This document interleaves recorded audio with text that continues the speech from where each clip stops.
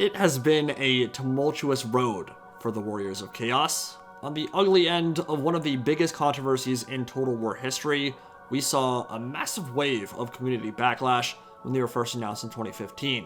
It brought discussion on pre-order bonuses and cut content to the forefront of this sphere of the internet. They have long been reviled as arguably the worst campaign experience in both Warhammer 1 and Warhammer 2, engaging in a never-ending cycle of whack-a-mole with outdated mechanics, an incomplete roster, and limited replayability. They've been down on their luck and looking for love for the better part of 5 years now, so surely, with Warhammer 3 just around the corner, in a game so heavily focused on chaos, this would be the time of their ascendancy, right? A perfect opportunity to fix them once and for all and imbue them with the power they've so richly been lacking. Well, it ain't happening just yet, unfortunately. Creative simply confirmed they won't be getting a full-blown rework on launch day for Game 3, and frankly, I can't really blame them at this point. There's going to be an absurd amount of content on day 1, even before we get to the eventual Mortal Empire's global campaign. And for better or worse, the focus is on demons. For now. Perhaps frustrating if you enjoy mortals more than hellish freaks from the ether, but that's just the way it is and you're going to have to get used to it. I am feeling very confident that Be'lakor will be leading an unannounced Demons of Chaos Undivided faction as well, which is further backed up by the news that Exalted Greater Demons can only be accessed through leveled up Herald characters, which means the blueprint for Demon Princes is already in place.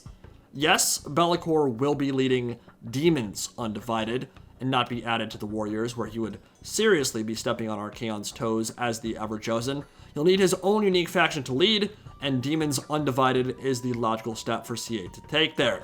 So, with 11 Lords, 8 playable races, new multiplayer modes like Domination, and reveals yet still to come, it's not particularly shocking that, even in a title focused on chaos, the Warriors will have to wait a bit longer. But the question then becomes, how should they be updated, and what kind of improvements and content should we rightfully expect? I think most of us are on the same page at this point, that pure Horde gameplay is ass. It's legitimately not fun. The Chaos campaign in Game 1 and Game 2 proves that for a variety of reasons, and so, naturally, Creative Assembly has started moving away from that style of play, that pure Horde gameplay, and begun creating hybrid Horde factions that can interact with the campaign map in more ways than just battle, loot, and burn. To that end, the one big change we know for sure is coming to the Warriors in Warhammer 3 is that they will finally be able to capture and hold territory. They're not exactly empire builders, they do want to see the world burn, so don't go into this thinking that their play sessions will be all about painting the map their own color, conquering Ulthuan, and ruling it like the heathen kings of old, but even the ability to capture a central location like the Brass Keep in the Middle Mountains or the capital city of Wei Jin and Cathay will do a lot to alleviate those bruh moments and make the whole chaos experience kinda suck. The constant resettling and squatting from the order tide the second you turn your attention elsewhere. Nobody likes playing whack-a-mole in Total War. It makes the playthrough feel grindy, redundant, and downright boring. It makes you feel like you aren't really accomplishing anything. So, changing that situation up a bit, letting players build up powerful fortresses in important locations, bases from which to strike out, reave, and pillage, will help in alleviating some of those problems. And this is clearly the blueprint for Horde gameplay moving forward. Not just for Warhammer, but for all Total War games in the future. Been seeing it quite a bit, even if some of the solutions offered up by CA have been less than ideal. Nakai the Wanderer comes to mind. The Sisters of Twilight share some similarities with Horde gameplay. Beastmen with their Bloodgrounds and Torox the Brass Bull, and the Ogre Kingdom's mechanics coming soon to a PC near you. All these factions have elements of Horde gameplay, but they have additional bells and whistles that make their campaign more engaging, interactive, and entertaining. In theory, anyway. Again, some of them have been swing and a miss. Nakai the Wanderer is a great example there, but at least they're trying something to improve it. Basic crux of it is, pure Horde gameplay in its current form sucks. Warriors of Chaos campaign in its current form sucks. It needs changes. We'll talk about some ideas for that a little bit later in the video, but for now, I want to focus on the content side for the Warriors of Chaos when it comes to lords and units. There's already been some backlash regarding the lack of mortals in the Mono God Day 1 rosters, how they've been dealt somewhat uneven hands so far, with Khorne and Slaanesh receiving unique-looking Chaos Warriors, Marauders, and Mounted Troops, while Tzeentch gets the equivalent of modded kit bashes for their Doom and Chaos Knights, and Nurgle got essentially nothing on the mortal front whatsoever. The holes in each of the 4 Game 3 Chaos factions are glaringly apparent right now, so let's discuss how they should be filled and why. Crucial point for me to note here, that while the Warriors of Chaos Undivided are indeed a headlining faction of great import, they released 5 years ago, and for that reason they are not going to be the main focus for improvement moving forward. I do expect an update for them, but the bulk of time, effort, and energy are going to be invested in Khorne, Tzeentch, Slaanesh, and Nurgle, because they're headlining factions in Game 3. It makes no sense to add more god-specific lords to the Warriors of Chaos Undivided when there are 4 new, unfinished races with only a single lord apiece and 0 mortal representation. CA is not going to build out a Khorne, Tzeentch, Slaanesh, and Nurgle roster and then not give the mortal champions to their respective gods. It would make no sense whatsoever. Thankfully, it's pretty easy to see how things will develop here, at least on a surface level, so let's dive into that a bit. In the Warriors of Chaos 8th edition army book, there are 4 named Chaos Lords, 1 for each god. It makes things very simple. Valkia the Bloody is Khorne's consort and paramour, the Gore Queen, and leading Valkyrie of the Blood God's armies. She'll be Khorne's mortal representative. Sigvald the Magnificent is the biggest dickest for Slaanesh. Festus the Leech Lord is the grotesque champion of Nurgle, and Village the Curseling is the arcane sorcerer for Tzeentch. All 4 represent the 4 mortal Chaos Lords for each of the Dark Brothers. There are a couple interesting topics to broach here, though. For one, Sigvald's already in the game, as you well know, on the Warriors of Chaos Undivided roster. That's very weird, and in my opinion, is something in need of fixing, because a Siggy without Slaaneshi units or Slaaneshi mechanics is a Siggy not worth playing. Guess what? Right now, he's not worth playing. He should be moved to the Slaanesh roster ASAP once the Game 3 combined campaign drops, whenever that happens, so that he can benefit from all the special units and flavorful mechanics that tie into his character. Or, at worst, when the first Slaanesh Lord pack comes out, he gets some love and attention then as part of the free LC package in that update. That leads us to another question. Who will be the actual first Lord choice for Slaanesh after N'Kari? Because while Sigvald is all well and good, he's still old news at this point. He's been around for half a decade, which actually makes me feel extremely old, because he was my first campaign in Warhammer 1. Half a decade, that's actually kind of crazy. Existential crisis over here. Anyway, the answer boils down to 3 potential characters.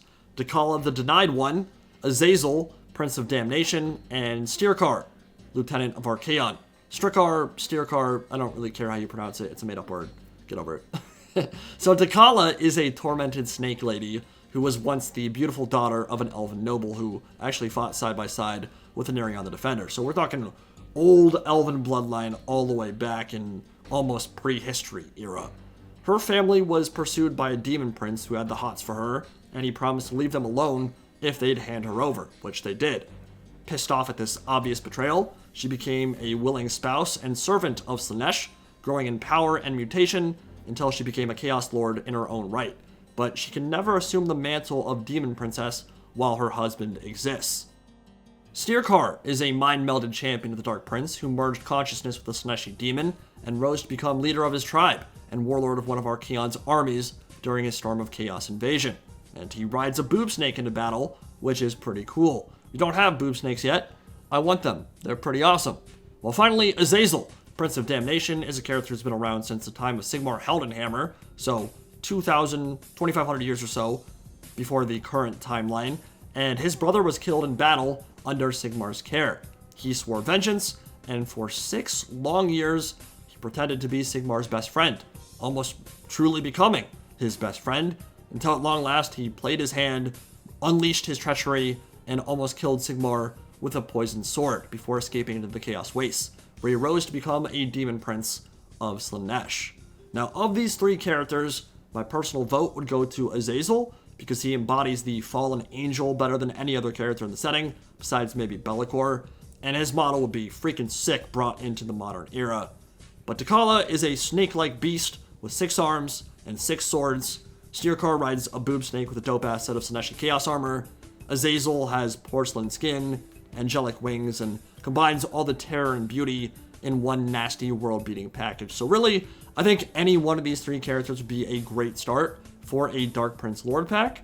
I'd be happy with any or all of them. Which leads me to another important question. Should these Warriors of Chaos characters follow the Lord Pack blueprint set out by games 1 and 2, or is it time for a new type of DLC that can cover all this ground in one big content drop? Personally, I think Lord Packs like the Prophet and the Warlock, or the Warden and the Paunch, do a fantastic job of fleshing out iconic rivalries between two iconic characters, but they tend to be very slow.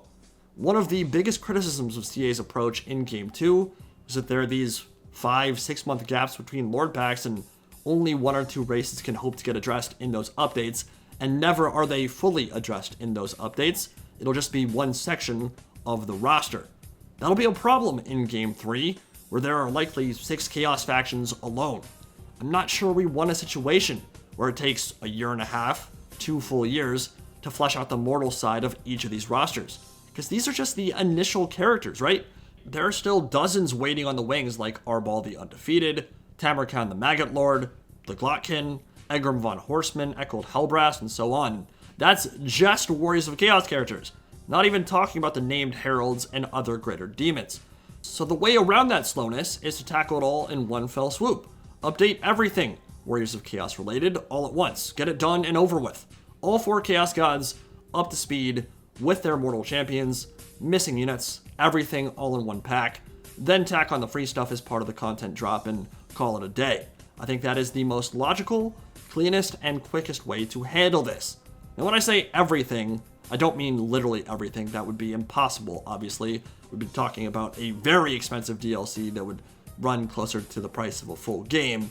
There's a ton of stuff missing. You're not going to get all of it if we're talking about like 16 unique characters, and that's the minimum of what we're talking about here. When we're talking about the missing Warriors of Chaos units, stuff like the Slaughter Brute and Mutalith Vortex Beast are headlining Lord Pack units in their own right, so I wouldn't necessarily expect to see them alongside characters like Valkia, Festus, and Village. It might make more sense to hold on to them for specific rivalries involving Khorne or Tzeentch.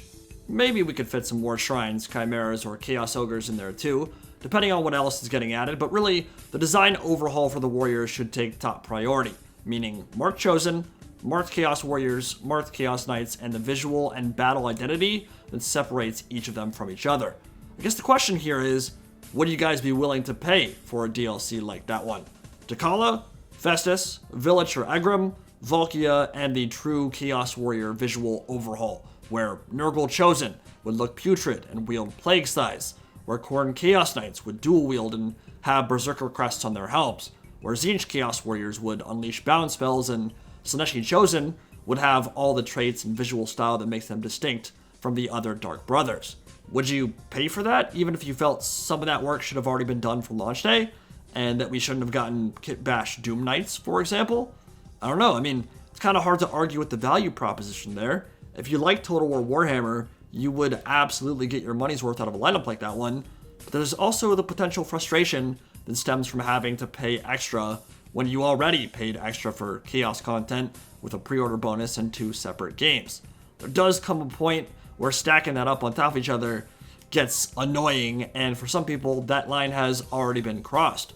For some of you, I think the ultimate decision would come down to the mechanical changes made to the OG Warriors of Chaos faction before you decided whether to take a plunge on improving the rosters for Khorne, Tzeentch, Slaanesh, and Nurgle. Essentially, would the free LC update dictate that this was a pack worth buying? I don't know. We can only speculate at this point, but it's certainly worth discussing. So let's talk about what we want out of a Warriors of Chaos Undivided rework, one that would benefit Archaon and Kolek, because that OG pre-order bonus for Warhammer 1 still does need improving. Number 1, fix the goddamn Chaos ponies. Looks bad on that front, considering the Cultist Mortals and Tzeentch Knights are still riding them. There's no evidence whatsoever to suggest that CA wants to fix this, or that they even can, so perhaps there truly is some legitimate reason why that change has not been made yet, or why it never will be, but a man can hope, and a man can dream, and the eternal optimist in me wishes oh so dearly that Chaos Knights would actually look scary and not comical. Ride Clydesdales from hell, not Shetland ponies. Modders have done it. I think CA can handle it too. I'm not sure why it hasn't been done yet. On a more serious note, it would be fantastic if Archaon, as the Ever-Chosen, could unite the disparate factions of Chaos under one banner. As he conquers, as he vassalizes and forges alliances with demons and beastmen, he could take them under his wing and use them as pawns in his version of Armageddon, sending forth vast legions that perhaps aren't under his direct control, but still perform his dark bidding.